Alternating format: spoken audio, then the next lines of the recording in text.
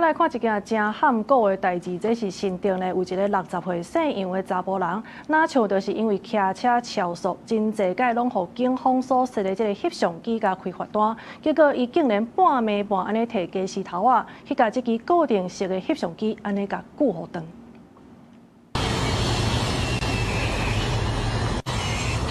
3更半暝，竟然有人佇大路寄物件，而且佫發出火光。詳細甲看，伊當咧寄專門掠超速的翕相機。代志發生佇新竹縣關西大山線，警方接到報案趕到現場，佇附近掠到姓楊的嫌犯。嫌犯正講家己是咧寄球啊。我在鋸樹啊。你用這個鋸嘛？鋸樹啊。這個可以鋸樹。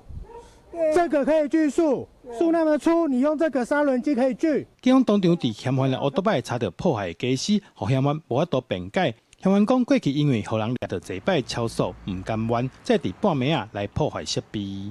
楊男疑因遭測速照相取締，又因近期多次交通違規遭舉發，心生不滿，竟破壞測速設備洩恨，全案依毀損等相關罪嫌移送台灣新竹地方檢察署偵辦。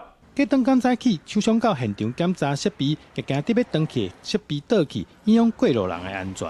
要先開爪，然後這個頭要拔掉，不然那個斷了會斷倒下去影響行車。我覺得太誇張了，因為那個設備是公家的東西，而且你開車的時候本來就是要遵守速限。那這樣應該是。就是毀損公務吧，這樣子應該反而因小失大。警方表示會甲嫌犯移送法辦，伊唔拿面對損害公務的刑事責任，刷起白負擔賠償違例的費用。記者杜君豪，新竹報道。